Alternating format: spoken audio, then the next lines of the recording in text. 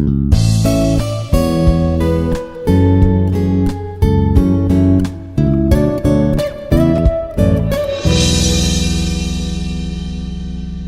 everyone, myself Bidyutlata Sahoo, working as an assistant professor in the Department of CSC, Artificial Intelligence and Machine Learning at Institute of Aeronautical Engineering, Hyderabad. Today I am going to discuss about few questions from the question bank on problem reduction and game playing. In my previous videos, already I have discussed few questions from the question bank for the first module for the course Applied Artificial Intelligence, like the Beyond Classical Search and the Knowledge Representations. So this is the third module. So what are the questions are there? We'll discuss. So these are the two course outcomes which are related to this third module of the course Applied Artificial Intelligence. So after the completion of the whole course, students can apply the bounded look-ahead strategies to predict the future states for decision making in gaming applications. And one more CO is there, that is CO3. After the completion of the whole course, students can examine the situations that are inherently fuzzy while designing the logical systems to deal with ambiguous data. Okay, let me discuss few questions here so that students can understand and students can write the answers properly in their exam. But one thing you have to remember that here, whatever the questions I'm discussing, I have not written all the contents in this PPT. I will discuss the important highlighted points. Based on that, you have to elaborate in your exam. Okay, let me start with the question number 1. Explain the concept of problem reduction and its importance in artificial intelligence problem solving. So first of all, you have to understand, you have to write what is the meaning of problem reduction, why it is used, what is the importance of problem reduction in artificial intelligence for solving problems. Okay. So problem reduction, it is a technique in AI which is also known as divide and conquer and is widely used in AI domains such as automated planning, game playing and theorem proving. Why it is called this problem reduction? Reduction of the whole or the main problem into smaller sub-problems. That is why, as the name it implies, problem reduction, the alternate name is called as divide and conquer. That means the whole main problem will be divided into some smaller sub-problems like this. These are the sub-problems. This is the main problem. These are sub-problem 1, sub-problem 2, and this is your sub-problem 3. And each sub-problem will be solved separately. This one, SP1, SP2, SP3 will be solved separately, and all the outputs of all the sub-problems gets combined to find out the final answer. This is the final solution. So that is why this problem is called as problem reduction, or which follows divide and conquer strategy. And especially it is used to solve the complex problem in a simpler way. And why it is used in artificial intelligence? In artificial intelligence, bigger problems like the adversarial search, like game playing problems, even real life problems can be solved using this problem reduction technique. Now, these are the key steps as I discussed just now. These are the key steps in problem reduction. The first step is the decomposition. Second step is the solution of the subproblem. And third one is the composition. So decomposition means divide the main problem or the original problem into smaller subproblems. Then solution of each subproblem will be calculated or will be evaluated recursively.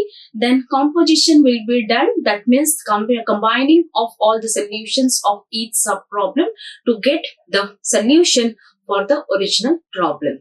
So these are the steps we need to follow for problem reduction. Now, what is the importance of this problem reduction in AI for problem solving?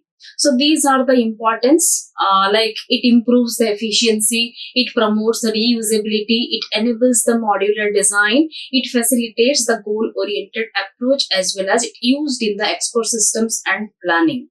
How it improves? The first point is what the importance, how it improves the efficiency while solving the bigger or the complex problem. As problem reduction technique, it emphasizes to solve smaller parts of the problem first, and then the solution of the sub problems gets combined to find out the final solution for the main problem. Thereby it increases the efficiency for solving the complex problem. And second one is it promotes the reusability. From how it promotes the reusability? Reusability means reusing of the solution of a particular problem.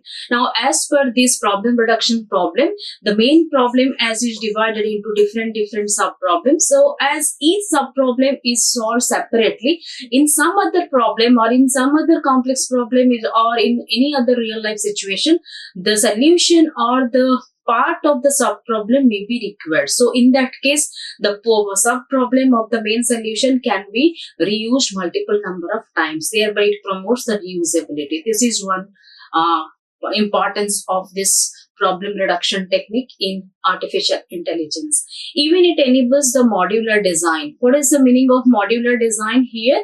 Modular design means designing of different modules. So here the main problem, as it is divided into different sub problems. So the sub problem maybe it may be one module, this may be one module, and this may be one module. In programming language, I think you might have aware of it, like different functions we can define separately. Why we used to define whether it is a user-defined function or it is a predefined function, we can define it separately so that at any point of time we want that function, we can reuse it. So that is why defining functions at separate sections, that is called as modular approach. So it enables the modular design approach, thereby it increases the efficiency as well as the reusability of the system. Then the fourth one is facilitates the goal-oriented search. This is done and facilitates the goal-oriented search. That means this problem reduction always it tries to find out the goal or the final solution. How it finds? This is the process, dividing the main problem into different sub-problems, then each sub-problem solved independently and combining of the answer of each sub-problem will get the final solution. So what it facilitates, the problem solving approach in artificial intelligence, always it tries to find out the goal. How to find out the goal? So this is the technique, or just now I have told in this, these are the steps we used to follow to find out the goal. Now the last one is it is used in expert systems and planning. Used in expert systems, as we already know that expert systems are the systems which can mimic like decision making capability of a human being, and it can provide the suggestions or the decisions like a human expert. Even it can plan for the user also. So in expert system and in planning concept, especially we used to use the rule-based system. They follow the rule-based system. That means different types of knowledge will be stored in the form of rules and facts. So from the rules and facts, the inference engine try to find out the conclusion. So that is why here the problem reduction technique can be used in the expert system and planning methodology to find out the answer by imposing this dividing, solving in different sections and combining all the answers to find out the original solution is implemented.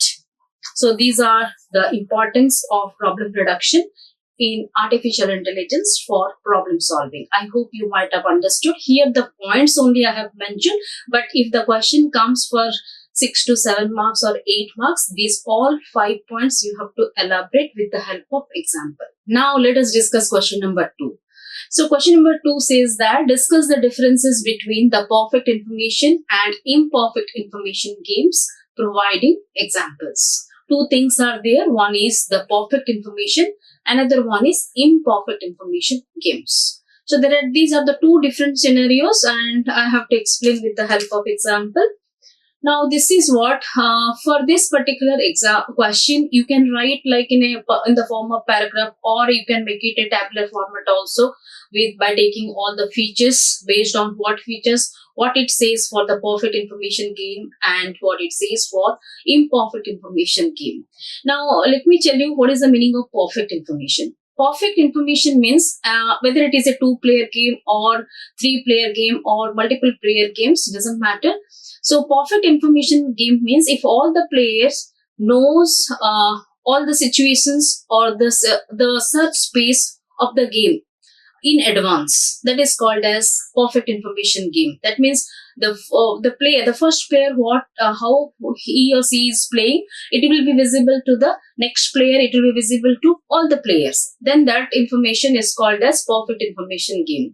But imperfect information game is like the first player, what he or she is playing, opponent party or the other players, they cannot see what he or she wants to give. So that is called as partial information or imperfect information game. Now come to the features. So based upon the features of the visibility of game state, the perfect information game is fully visible to all the players. As I just now discussed, like if you play the chess game or you play the tic-tac-toe game or you play the ludo game, so all the players at a time, they can see the whole such space and accordingly they can apply their reasoning and logic and to move to find out the optimal solution.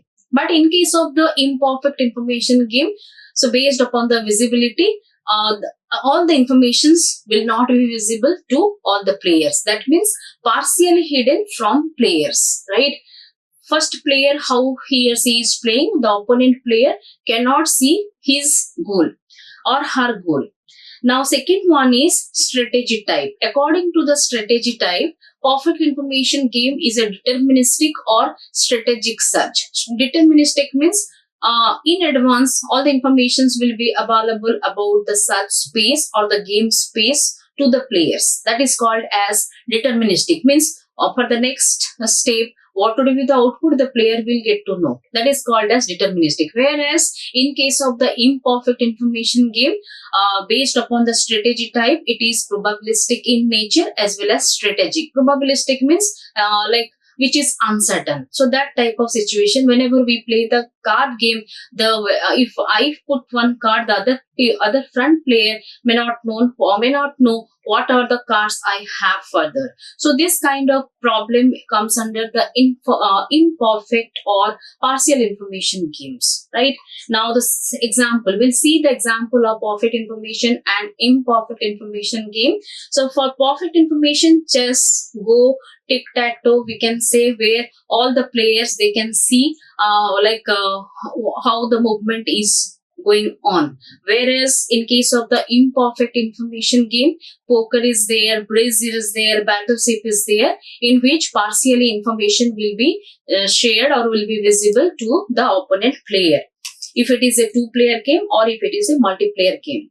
Now the next feature is AI techniques used. What are the AI techniques used for solving the perfect information game? Now if you take the example of the tic-tac-toe or the chess game and we want to play over the system, that means you are one agent as a human being and system is also one agent. System means the software system for chess game or tic-tac-toe game. Now how both the players will play and how these problems can be solved automatically. So it can be solved using either Minimax algorithm or alpha beta pruning or MCTS algorithm. So these are the basic game playing algorithm in adversarial search, especially that is used for to solve the gaming problem. But if the gaming is an partially information game, then in that case, the game theory or the Bayesian models, especially the Bayesian model is used for probabilistic model, where the assumptions can be taken or hypotheses can be taken and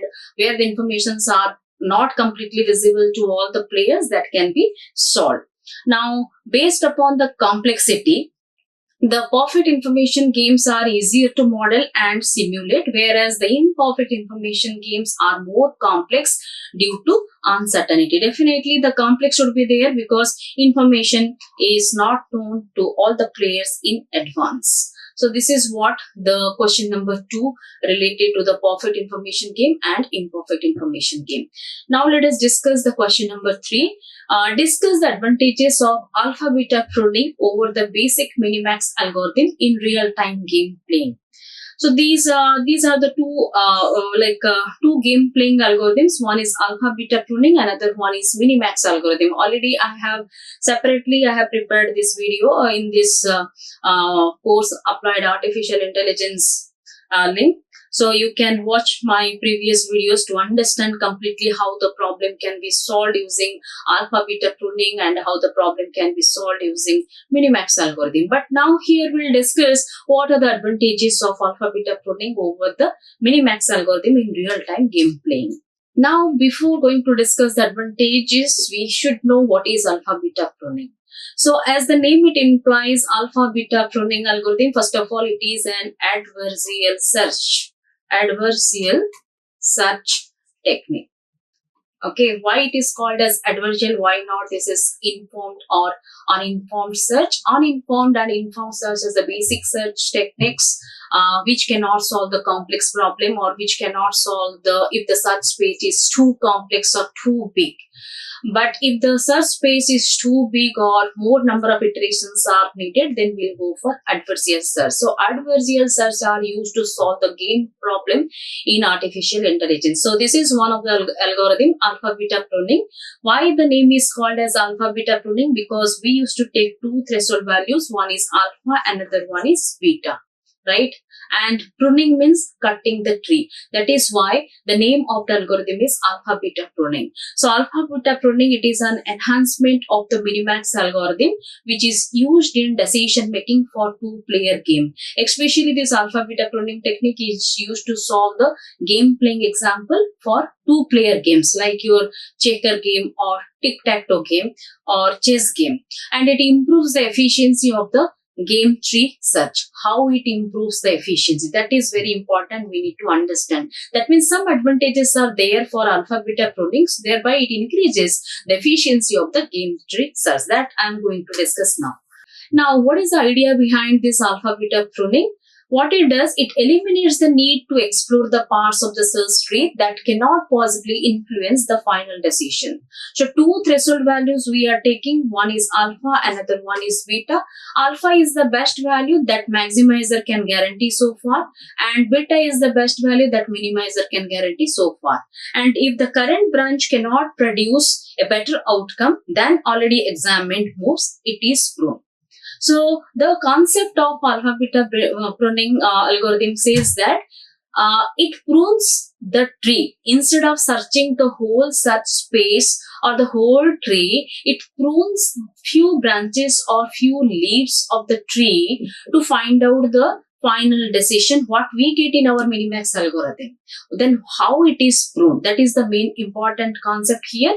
How the tree can be pruned so that the time can be saved. So that is why this algorithm takes care of two threshold value. One is alpha, another one is beta.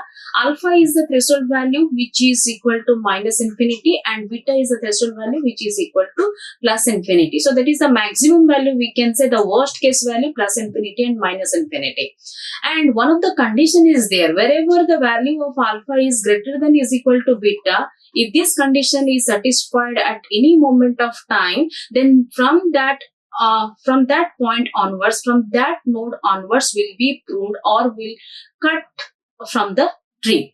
Thereby what happens, if a part of the tree will be removed, definitely our time will be saved. That means all the nodes we are not going to search or we are not going to explore, but still we can get the answer like our Minimax. Thereby it increases the efficiency. Just now I told, it improves the efficiency of the game tree. This is the way it improves the efficiency of the tree in terms of time, even in terms of cost. Why in terms of cost? Like if we search all the nodes, it takes lots of time, and for the searching it takes lots of cost, so that thereby it increases the efficiency. So this is what the concept of alpha beta pruning algorithm. Now we'll see what are the advantages of alpha beta pruning over the basic Minimax algorithm.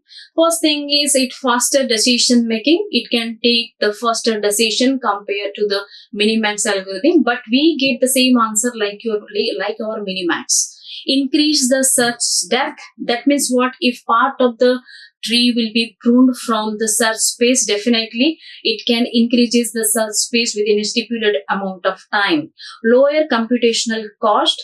As just now I discussed how it decreases the computational cost, because we are not searching all the nodes or we are not exploring all the nodes of the tree. Instead of that, because why we are not exploring all the trees? Because when actually the pruning, why it is actually, I told alpha is greater than is equal to beta. So this is mathematically we are using, if this condition is satisfied for any particular node, then we have to prune.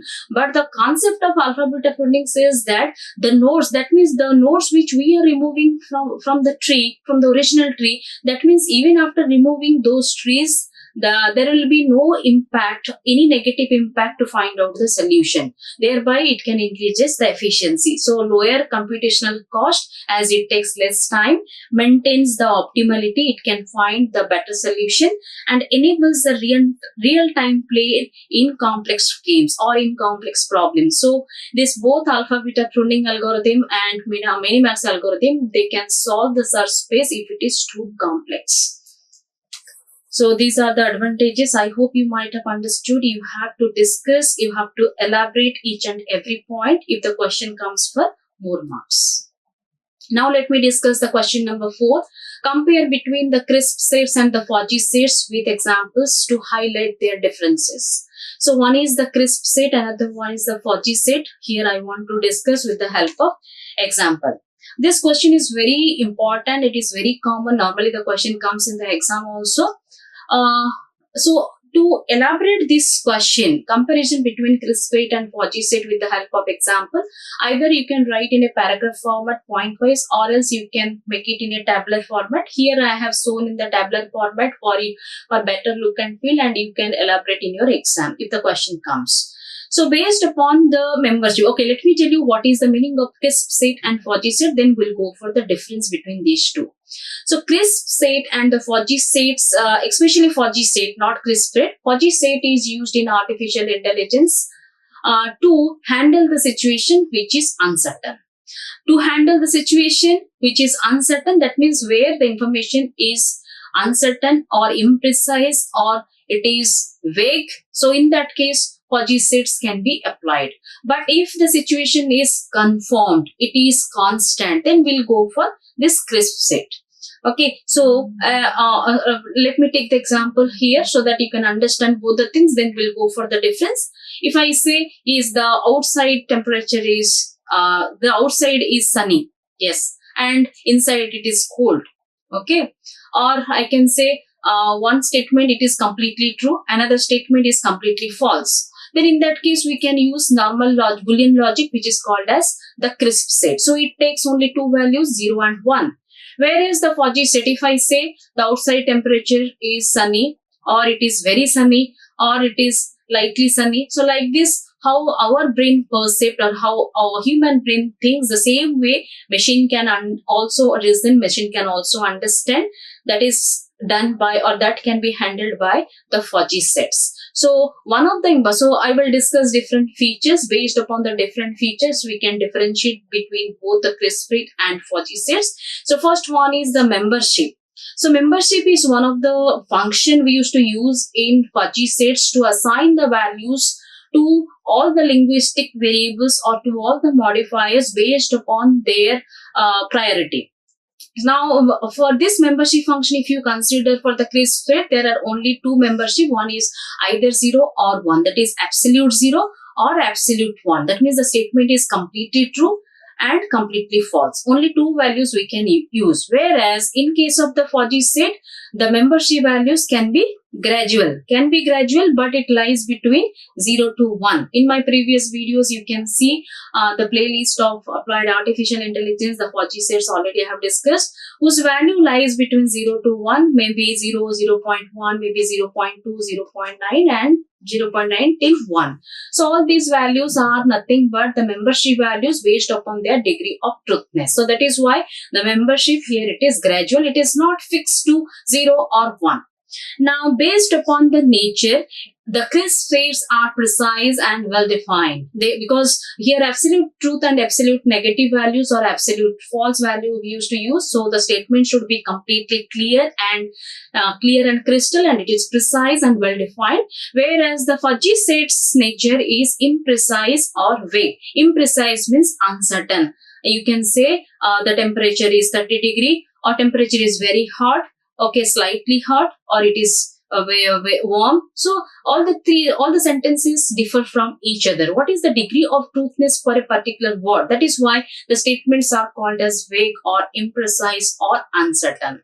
Now the third feature is based upon the boundary. It is clearly defined. So boundary is either 0 and 1.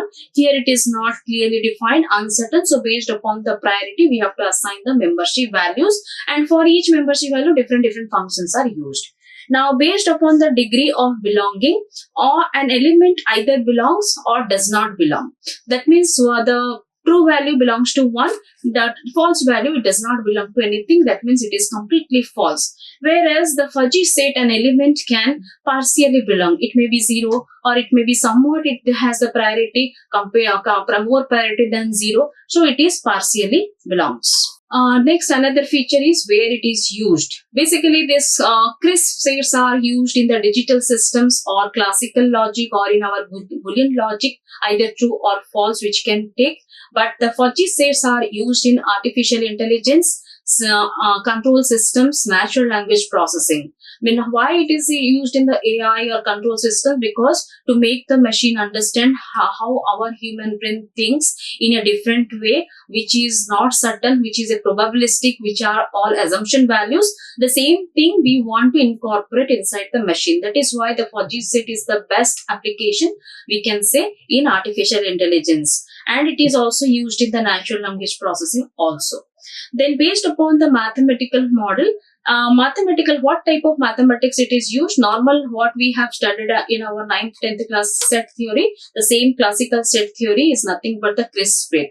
But whereas the fuzzy set means here fuzzy set theory is used. So what is the difference between then classical set theory and fuzzy set theory? In classical set theory, you will study all the intersection, union, difference, all these things, like our Boolean logic, like our normal set theory. But here in the fuzzy set theory, we will study the intersection, union, and everything. Only 3 operations are there, but the operations are bit different here. That operation depends upon the membership value. So taking into the consideration of the membership function or the membership value, we have to do the intersection or in the union or difference. And the third one, last feature is the example. Let us discuss the example of the crisp set. Now, age is greater than is equal to 18. That means adult. So either it is true or false. But if we say a person is more than 18 degree, that means if a person is more than 18 years of age, that means he or she will be considered as an adult. So it is a true statement. But if I say, what about then if the age of the person is 17.5, whether he or she will be considered as an adult or a teenager, we don't know. So in that, how the system can understand? We know that our mind perceives that 17.5 years of age, now not eligible for voting, so will not consider as an adult. But how the system will assign some values. So that value is nothing but the membership value. So it is very close up to 18 years, 17.5. So that is why here the membership value is considered as 0.5, which lies between 0 to 1. So these type of uncertain situations can be handled by fuzzy set. Now we'll see the example of the crisp set so that you can understand. Let us take a set A, set which is equal to the set of people aged 18 or older. So if the person is X is 20 years of age, that means X belongs to A, because A is the set which belongs to the people who are whose age is more 18 or above. Now we are taking one sample. If if the person X is the age is 20, then X belongs to A, whose membership value we can consider as 1. If I take the person X is 21, 24, 25, definitely the membership value would be 1 because it is more than 18. Now, if the person Y is 16, that means Y it does not belong to A, whose membership will be 0. Even if you write 17.5 also, it will be considered as simply 0. It is not like our fuzzy set 0.8, 0.9, it will not assign. It will assign either it is conforming to that age or not. Whether the person is having more than 18 years of age, then it is considered as 1. Less than 18 years of age, even though it's 17.11 months also, it is considered as 0. So this is the way the crisp set finds the values or assigns the membership values. Now the second one is the fudgy set example. Let us consider another set B, fudgy set of young people. Young people, then how we can consider that the person is young? For example, we can say the age is 15, whose membership value we can write as 1. And age is 50, whose membership is 0. Now this is fully young and this is not young. But in between 15 to 50, somebody age is 25, somebody age is 35, still they are looking young. Then we can assign based upon the priority. So membership value here we can assign 0.6, and here the membership function we can assign 0.2, barely young. So fully young, not young, in between all the ages can be assigned some values or the priority. And these membership values, now you might be thinking how this 1.6 or 0.2 and 0 have been mentioned. That depends upon the function which is defined by the domain expert. Okay, so these functions are defined by the people or the expert people for depending upon their area. So if we have to apply that membership function to assign all these values. So what we have understood from this concept, this fudgy logic and fudgy set and the crisp sets, somewhat they are similar, but only thing, crisp set can handle the strict either 1 or 0, whereas the fudgy set can handle the values which ranges between 0 and 1 depending upon their priority. Now, let us discuss the last question. Identify the scenarios where the fudgy sets would be more effective than the traditional approaches. As I have discussed just now, fudgy set and crisp, definitely fudgy set will have more advantages, but we have to find out the scenarios where the fudgy set can be applied compared to our traditional approaches. Okay, traditional approach means which either it is true or false. So fudgy sets are particularly useful in the situation where the information is imprecise, vague, or linguistic described. The situation, first of all, fudgy logic is not a logic. It is a concept which can handle the uncertainty information or the vague information situation. Unlike the traditional logic, which is called as the crisp logic, which demands clear or true or false decisions, fudgy logic allows the partial truth values, making it deal for the real world applications. Now, the scenarios we will discuss where the fudgy logic can be applied. So, few scenarios I have mentioned in this PPT. First scenario is the control systems with uncertainty. Like control systems where the control systems are used, like our microwave, oven, or our air conditioner, or washing machine, or automatic braking system. If I take the example of this washing machine, you might be thinking why the fudgy logic is used. Sometimes what happens, suppose we have inserted the clothes which are very much dirty and we have set the temperature, like not temperature, with delicate mode we have set. And what will happen, even though we have inserted, we put all the dirty clothes, so the machine can understand, that means the chip can understand that the clothes are very dirty and the mode is delicate. So what it will do, automatically it will set and it will find out, it will try to get all the hot water inside the machine to clean all the dirty clothes. And it may take, sometimes it may it may take more time to range, or it may take more time to spin also for dirty clothes compared to the clean clothes. So thereby it uses in the control system. Same thing, you can take the example of the microwave oven also. While preparing our cake, suppose the consistency of the batter is little bit liquidity, then in that case automatically the oven temperature is set to bit higher, and it takes little bit extra time to compensate the difference between the normal cake and the bad cake. So that thereby that is why if the situation is uncertain, it is imprecise, in that case the fudgy logic can be applied.